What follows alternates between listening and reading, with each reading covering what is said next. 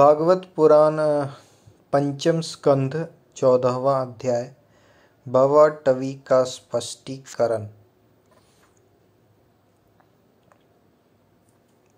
भागवत पुराण पंचम स्कंध 14वां अध्याय भवटवी का स्पष्टीकरण। श्री सुखदेव जी कहते हैं, राजन, देहाभिमानी जीवों के द्वारा सत्वादि गुणों के भेद से शुभ, अशुभ और मिश्र तीन प्रकार के कर्म होते रहते हैं।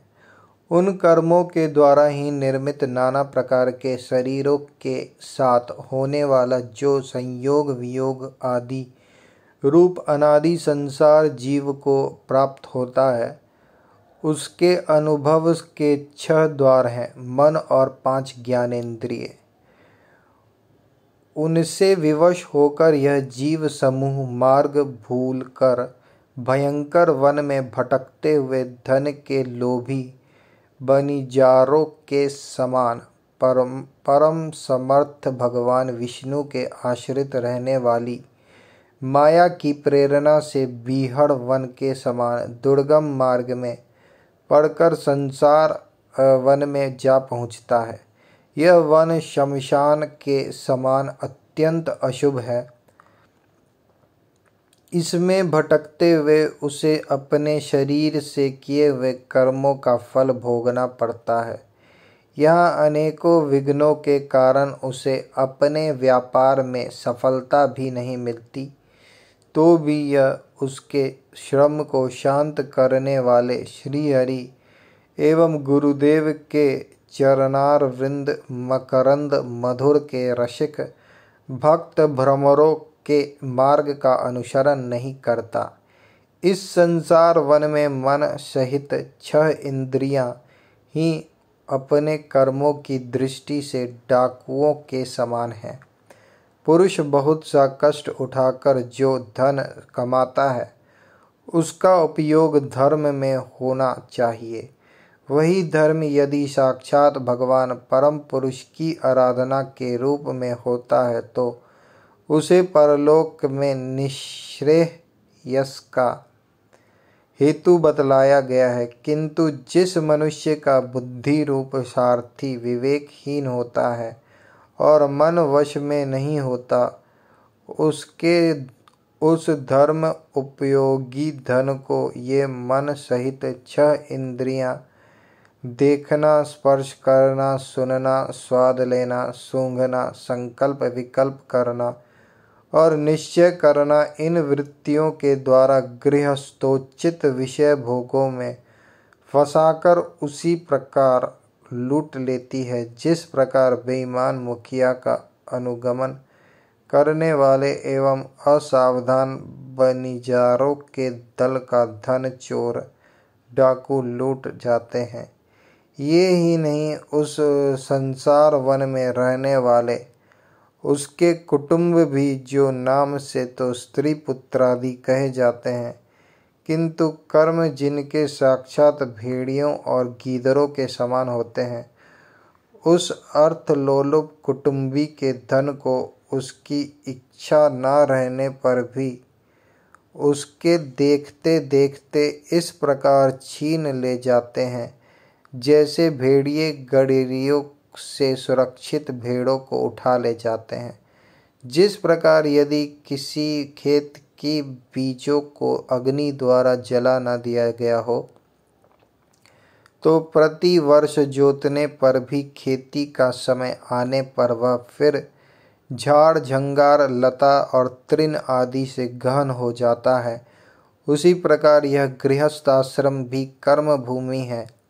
इसमें भी कर्मों का सर्वथा उच्छेद कभी नहीं होता, क्योंकि यह घर कामनाओं की पिटारी है।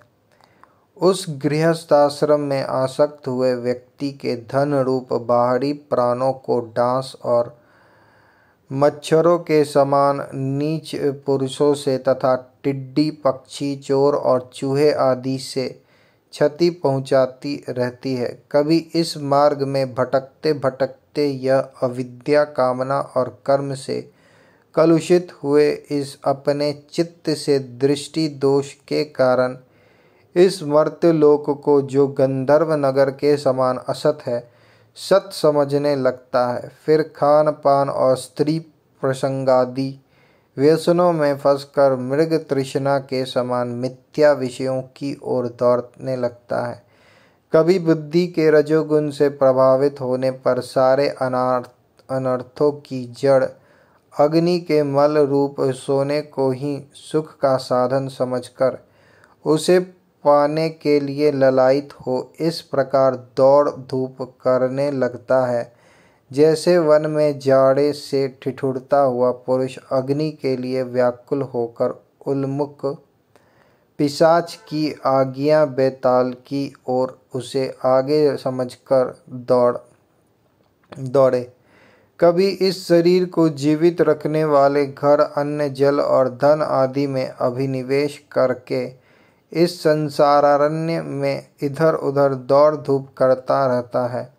कभी बवंडर के समान आंखों में धूल झोंक देने वाली स्त्री गोद में बैठा लेती है तो तत्काल रागांध सा होकर सत्पुरुषों की मर्यादा का भी विचार नहीं करता। उस समय नेत्रों में रजोगुण की धूल भर जाने से बुद्धि ऐसी मलिन हो जाती है कि अपने कर्मों के साक्षी दिशाओं के देवताओं को भी भुला देता है। कभी अपने आप एकाध बार विषयों का मिथ्यात्व जान लेने पर भी अनादि काल से देह में आत्मबुद्धि रहने से विवेक बुद्धि नष्ट हो जाने के कारण उन मरुमरीचिका तुल्य विषयों की ओर ही फिर दौड़ने लगता है।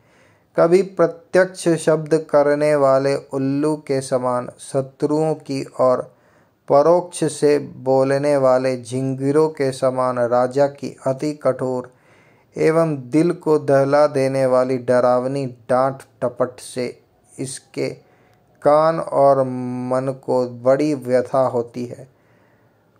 पूर्व पुण्य क्षीण हो जाने पर यह जीवित हो मुर्दे के समान हो जाता है और जो कारस्कर एवं काकतुंड आदि जहरीले फलों वाले पाप वृक्षों इसे इसी प्रकार के दूषित लताओं और विषैले कुओं के समान है तथा जिनका धन इस लोक और परलोक दोनों के ही काम में नहीं आता और जो जीते हुए भी मुर्दे के समान है उन कृपण पुरुषों का आश्रय लेता है।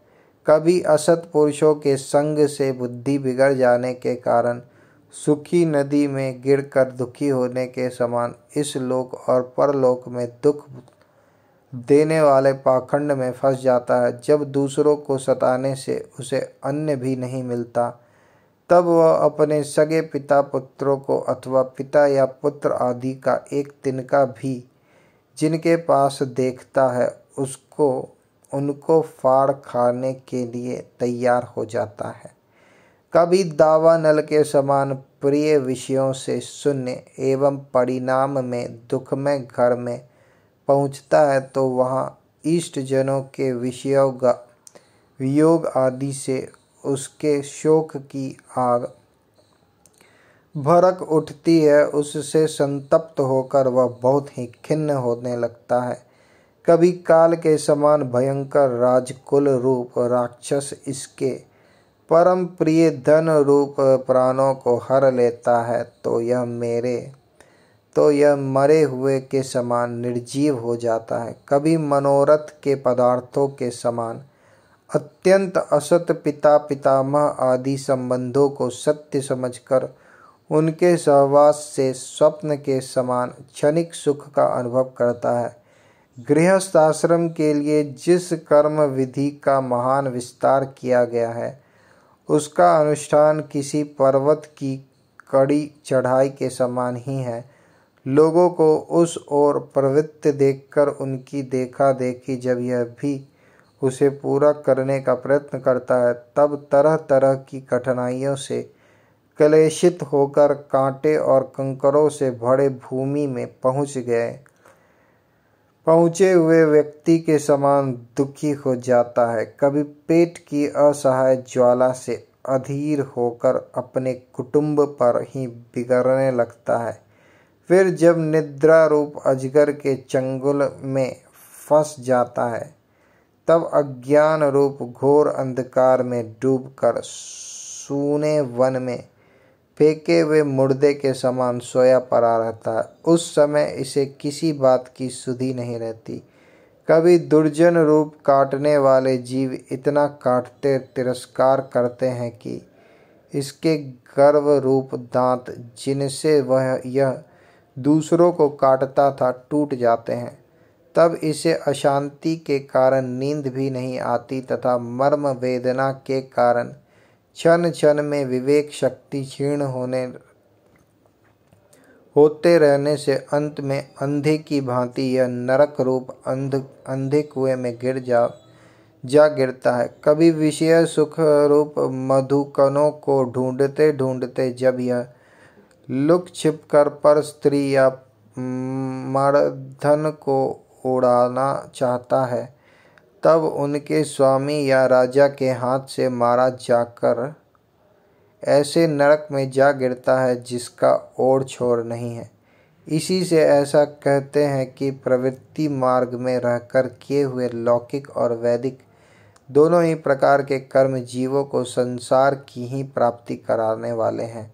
यदि किसी प्रकार राजा आदि के बंधन से छूट भी गया, तो अन्याय से अपहरण किए हुए उन स्त्री और धन को देवदत्त नाम का कोई दूसरा व्यक्ति छीन लेता है और उससे विष्णु मित्र नाम का कोई तीसरा व्यक्ति झटक लेता है। इस प्रकार वे भोग एक पुरुष से दूसरे पुरुष के पास जाते रहते हैं, एक स्थान पर नहीं ठहरते। कभी कभी शीत और वायु आदि अनेकों आदि दैविक, आदि भौतिक और आध्यात्मिक दुख की स्थितियों के निवारण करने में समर्थ न होने से यह अपार चिंताओं के कारण उदास हो जाता है। कभी परस्पर लेन देन का व्यवहार करते समय किसी दूसरे का थोड़ा सा दमड़ी भर अथवा इससे भी कम धन चुरा लेता है, तो इस बेईमानी के कारण उससे वैर उन जाता है। राजन, इस मार्ग में पूर्वोक्त विघ्नों के अतिरिक्त सुख दुख, राग द्वेष, भय, अभिमान, प्रमाद, उन्माद, शोक, मोह, लोभ, मात्सर्य, ईर्ष्या, अपमान, क्षुधा, पिपाशा आदि व्याधि, जन्म, जरा और मृत्यु आदि भी अनेकों विघ्न हैं। इस विघ्न बहुल मार्ग में इस प्रकार भटकता हुआ यह जीव किसी समय देव माया रूपिणी में स्त्री के बाहुपाश में पड़कर विवेकहीन हो जाता है। तब उसी के लिए विहार भवन आदि बनवाने की चिंता में ग्रस्त रहता है तथा उसी के आश्रित रहने वाले पुत्र पुत्री और अन्याय स्त्रियों के मीठे मीठे बोल, चितवन और चेष्टाओं में आसक्त होकर उन्हीं में चित्त फंस जाने से वह इंद्रियों का दास अपार अंधकार में नरकों में गिरता है। काल चक्र साक्षात भगवान विष्णु का आयुध है। वह परमाणु से लेकर द्वीप परार्ध पर्यंत क्षण घटी आदि अवयवों से युक्त है। वह निरंतर सावधान रहकर घूमता रहता है। जल्दी जल्दी बदलने वाली बाल्य, यौवन आदि अवस्थाएं ही उसका वेग है। उसके द्वारा वह ब्रह्मा से लेकर क्षुद्र तृण पर्यंत सभी भूतों का निरंतर संहार करता रहता है। कोई भी उसकी गति में बाधा नहीं डाल सकता।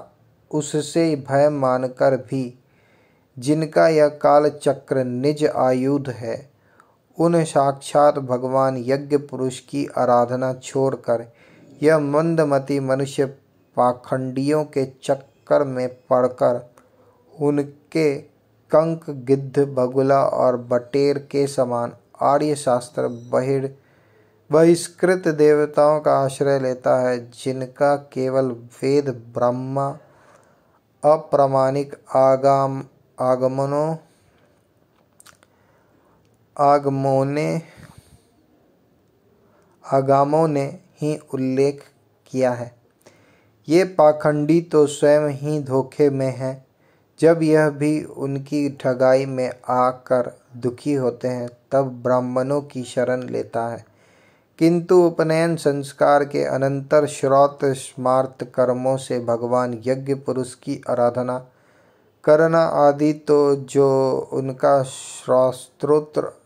शास्त्रोक्त आचार है वह इसे अच्छा नहीं लगता, इसलिए वेदोक्त आचार के अनुकूल अपने में शुद्धि न होने के कारण यह कर्म शून्य शूद्र कुल में प्रवेश करता है, जिसका स्वभाव वानरों के समान केवल कुटुंब पोषण और स्त्री सेवन करना ही है। वहाँ बिना रोक टोक स्वच्छंद विहार करने से इसकी बुद्धि अत्यंत दीन हो जाती है और एक दूसरे का मुख देखना आदि विषय भोगों में फंसकर इसे अपने मृत्यु काल का भी स्मरण नहीं होता। वृक्षों के समान जिनका लौकिक सुख ही फल है, उन घड़ों में ही सुख मानकर वानरों की भांति स्त्री पुत्रादि में आसक्त होकर यह अपना सारा समय मैथुनादि विषय भोगों में ही बिता देता है। इस प्रकार प्रवृत्ति मार्ग में पड़कर सुख दुख भोगता हुआ यह जीव रोग रूपी गिरी गुहा में फंसकर उसमें रहने वाले मृत्यु रूप हाथी से डरता रहता है। कभी कभी शीत वायु आदि अनेक प्रकार के आधि दैविक आधि भौतिक और आध्यात्मिक दुखों की निवृत्ति करने में जब असफल हो जाता है तब उस समय अपार विषयों की चिंता से यह खिन्न हो उठता है। कभी आपस में क्रय विक्रय आदि व्यापार करने पर बहुत कंजूसी करने से इसे थोड़ा सा धन हाथ लग जाता है। कभी धन नष्ट हो जाने से जब इसके पास सोने बैठने और खाने आदि की भी कोई सामग्री नहीं रहती तब अपने अभिष्ट भोग न मिलने से यह उन्हें चोरी आदि बुरे उपायों से पाने का निश्चय करता है। इससे इसे जहाँ तहाँ दूसरों के हाथ से बहुत अपमानित होना पड़ता है। इस प्रकार धन की आसक्ति से परस्पर वैर भाव बढ़ जाने पर भी यह अपनी पूर्व वासनाओं से विवश होकर आपस में विवाह आदि संबंध करता और छोड़ता रहता है। इस संसार मार्ग में चलने वाला यह जीव अनेक प्रकार के क्लेश और विघ्न बाधाओं से बाधित होने पर भी मार्ग में जिस पर जहाँ आपत्ति आती है अथवा जो कोई मर जाता है उसे जहाँ का तहाँ छोड़ देता है तथा नए जन्मे हुओं को साथ लगाता है। कभी किसी के लिए शोक करता है, किसी का दुख देखकर मूर्छित हो जाता है, किसी के वियोग होने की आशंका से भयभीत हो उठता है, किसी से झगड़ने लगता है, कोई आपत्ति आती है तो रोने चिल्लाने लगता है, कहीं कोई मन के अनुकूल बात हो गई तो प्रसन्नता के मारे फूला नहीं समझता, कभी गाने लगता है और कभी उन्हीं के लिए बंधने में भी नहीं हिचकिचाता। साधु जन इसके पास कभी नहीं आते, यह साधु संग से सदा वंचित रहता है। इस प्रकार यह निरंतर आगे ही बढ़ रहा है जहाँ से इसकी यात्रा आरंभ हुई है और जिसे इस मार्ग की अंतिम अवधि कहते हैं, उस परमात्मा के पास यह अभी तक नहीं लौटा है। परमात्मा तक तो योग शास्त्र की भी गति नहीं है। जिन्होंने सब प्रकार के दंड शासन का त्याग कर दिया है वे निवृत्ति परायण संशयात्मा मुनिजन ही उसे प्राप्त कर पाते हैं। जो वे निवृत्ति परायण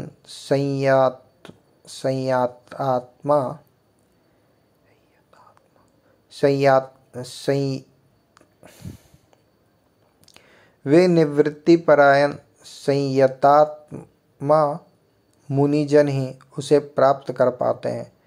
जो दिग्गजों को जीतने वाले और बड़े बड़े यज्ञों का अनुष्ठान करने वाले राजर्षि हैं, उनकी भी वहाँ तक गति नहीं है। वे संग्राम भूमि में शत्रुओं का सामना करके केवल प्राण परित्याग ही करते हैं तथा जिसमें यह मेरी है ऐसा अभिमान करके वैर ठाना था, उस पृथ्वी में ही अपना शरीर छोड़कर स्वयं परलोक को चले जाते हैं। इस संसार से वे भी पार नहीं होते। अपने पुण्य कर्म रूप लता का आश्रय लेकर यदि किसी प्रकार यह जीव इन आपत्तियों से अथवा नरक से छुटकारा पा भी जाता है, तो फिर इसी प्रकार संसार मार्ग में भटकता हुआ इस जन समुदाय में मिल जाता है। यहाँ यही दशा स्वर्ग आदि ऊर्ध्वलोकों में जाने वालों की भी है। राजन, राजर्षि भरत के विषय में पंडित जन ऐसा कहते हैं, जैसे गरुड़ जी की होड़ कोई मक्खी नहीं कर सकती, उसी प्रकार राजर्षि महात्मा भरत के मार्ग का कोई अन्य राजा मन से भी अनुसरण नहीं कर सकता। उन्होंने पुण्य कीर्ति श्री हरि में अनुरक्त होकर अति मनोरम स्त्री, पुत्र, मित्र और राज्य आदि को युवावस्था में ही विष्ठा के समान त्याग दिया था। दूसरों के लिए तो इन्हें त्यागना बहुत ही कठिन है। उन्होंने अति दुस्तज्य पृथ्वी, पुत्र, स्वजन, संपत्ति और स्त्री की तथा जिसके लिए बड़े बड़े देवता भी ललायित रहते हैं, किंतु जो स्वयं उनकी दया दृष्टि के लिए उन पर दृष्टिपात करती रहती थी, उस लक्ष्मी जी भी किंतु जो स्वयं उनकी दया दृष्टि के लिए उन पर दृष्टिपात करती रहती थी, उन लक्ष्मी की भी लेश मात्र इच्छा नहीं की। यह सब उनके लिए उचित ही था, क्योंकि जिन महानुभावों का चित्त भगवान मधुसूदन की सेवा में अनुरक्त हो गया है, उनकी दृष्टि में मोक्ष पद भी अत्यंत तुच्छ है। उन्होंने मृग शरीर छोड़ने की इच्छा होने पर उच्च स्वर से कहा था कि धर्म की रक्षा करने वाले, धर्मानुष्ठानों में निपुण, योगगम्य, सांख्य के प्रतिपाद्य, प्रकृति के अधीश्वर, यज्ञ मूर्ति, सर्वांतर्यामी श्री हरि को नमस्कार है। राजन, राजर्षि भरत के पवित्र गुण और कर्मों की भक्त जन भी प्रशंसा करते हैं। उनका यह चरित्र बड़ा कल्याणकारी, आयु और धन की वृद्धि कराने वाला, लोक में श्रेयस बढ़ाने वाला और अंत में स्वर्ग तथा मोक्ष की प्राप्ति कराने वाला है। जो पुरुष इसे सुनता या सुनाता है और इसका अभिनंदन करता है, उसकी सारी कामनाएं स्वयं ही पूर्ण हो जाती है। दूसरों से उसे कुछ भी नहीं मांगना पड़ता। राजन, राजर्षि भरत के पवित्र गुण और कर्मों की भक्त जन भी प्रशंसा करते हैं। उनका यह चरित्र बड़ा कल्याणकारी, आयु और धन की वृद्धि कराने वाला, लोक में श्रेयस बढ़ाने वाला और अंत में स्वर्ग तथा मोक्ष की प्राप्ति कराने वाला है। जो पुरुष इसे सुनता या सुनाता है और इसका अभिनंदन करता है, उसकी सारी कामनाएं स्वयं ही पूर्ण हो जाती है। दूसरों से उसे कुछ भी नहीं मांगना पड़ता।